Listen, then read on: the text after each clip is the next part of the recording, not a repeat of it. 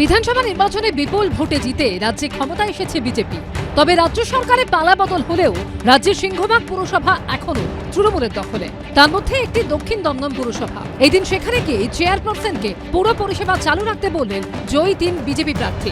নির্বাচনের ফল ঘোষণা হওয়ার পর থেকে আমরা দেখতে পাচ্ছি 5 এবং 6 তারিখে বিভিন্ন ওয়ার্ডে যে নাগরিক পরিষেবা, পৌর পরিষেবা, সেই পরিষেবা বন্ধ হয়েছে। বিভিন্ন ওয়ার্ডে রাত্রিবেলা স্ট্রিট লাইট জ্বলছে, জঞ্জাল তোলা বন্ধ করে দিয়েছে। কোথাও কোথাও দেখা যাচ্ছে ড্রেন পরিষ্কার যে হতো সেটাকে টোটাল স্টপ করে দেওয়ায়। আমরা চেয়ারম্যান ম্যাডামকে বললাম যে আপনি কাউন্সিলরদের বলুন যে ওয়ার্ড অফিসগুলো রয়েছে সেখানে রেগুলারলি বসতে। দমদম, বিধাননগর এবং রাজারহাট গোপালপুর এই 3 বিধানসভা কেন্দ্রের বিভিন্ন ওয়ার্ড মিলিয়ে দক্ষিণ দমদম পুরসভা।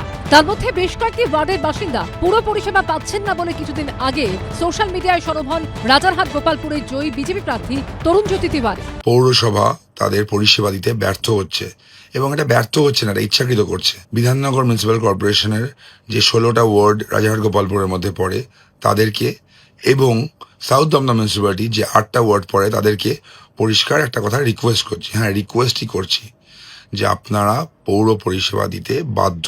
এরপরে এদিন দক্ষিণ দমদম পুরসভায় পৌঁছে গেলেন দমদমের জয়ী বিজেপি প্রার্থী অরিজিৎ বক্সী, রাজারহাট গোপালপুরে তরুণজ্যোতি তিওয়ারি ও বিধাননগরে জয়ী বিজেপি প্রার্থী শারদ মুখোপাধ্যায়। দক্ষিণ দমদম পুরসভার চেয়ারপারসন কস্তুরী চৌধুরীর সঙ্গে প্রাথমিক শুভেচ্ছা বিনিময় করে বৈঠকে বসেন তারা। বৈঠকে ছিলেন পুরসভার অন্যান্য আধিকারিকরাও। মহানুভবতাকে কখনো দুর্বলতা ভেবে নেবেন না। আইনের পথে চলুন, আইনের সঙ্গে থাকুন।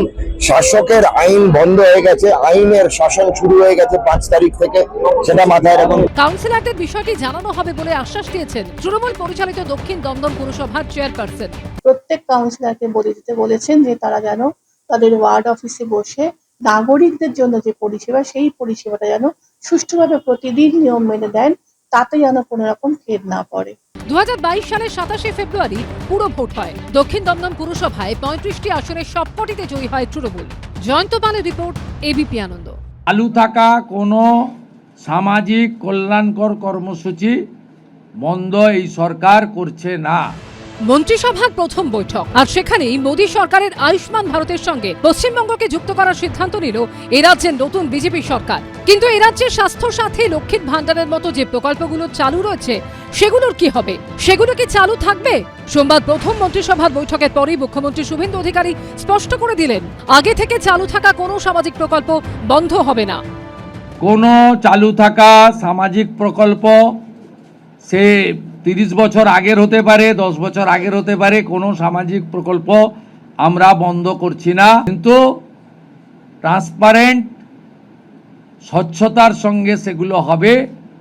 কোনো মৃত ব্যক্তি তিনি কোনো সামাজিক প্রকল্পের সুযোগ পেতে পারেন না। কোনো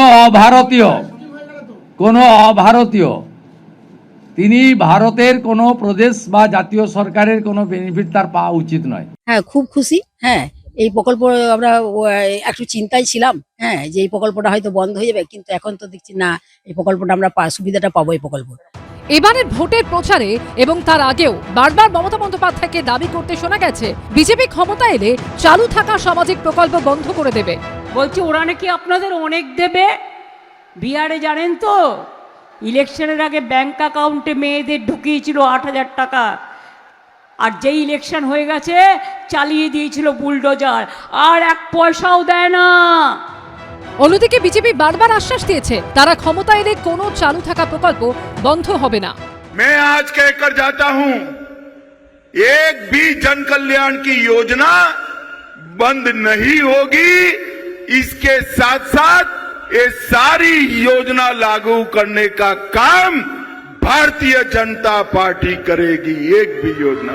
ভোটের ফল বুঝিয়ে দিয়েছে পশ্চিমবঙ্গবাসী বিজেপির কথাতেই ভরসা রেখেছে। আর সরকার গঠনের পর প্রথম মন্ত্রিসভার বৈঠকে মুখ্যমন্ত্রী জানিয়ে দিলেন, কোনো চালু প্রকল্প বন্ধ করছে না বিজেপি সরকার, বরং বোনাস হিসেবে একগুচ্ছ কেন্দ্রীয় সরকারি প্রকল্পের সঙ্গে পশ্চিমবঙ্গ যুক্ত হচ্ছে বলে জানিয়েছেন মুখ্যমন্ত্রী শুভেন্দু অধিকারী।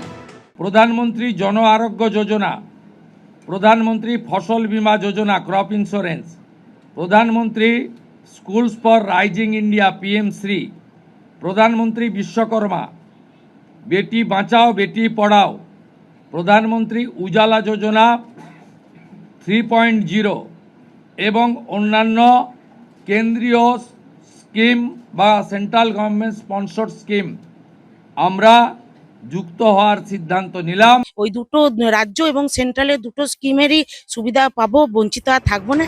সোমবার বিভিন্ন দপ্তরের সচিবদের সঙ্গে বৈঠক করেন মুখ্যমন্ত্রী। সূত্রের খবর, সেখানে তিনি বলেন, এখন থেকে আর মুখ্যমন্ত্রীর অনুপ্রেরণা এই শব্দটি ব্যবহার করতে হবে না, সকলে স্বাধীনভাবে কাজ করুন। সূত্রের খবর, সচিবদের উদ্দেশ্যে শুভেন্দু অধিকারী বলেন, অনেক হ্যাঁতে হ্যাঁ মিলিয়েছেন, এখন থেকে আর বলতে হবে না। কেউ কোনো দপ্তরের কাজ নিয়ে সুস্থ পরামর্শ দিতে চাইলে নির্দ্বিধায় বলবেন। কৃষ্ণেন্দু অধিকারী, সুমন ঘরাই ও পূর্ণেন্দু সিংহ রিপোর্ট, এবিপি আনন্দ। এবিপি আনন্দ, এগিয়ে থাকে, এগিয়ে রাখে।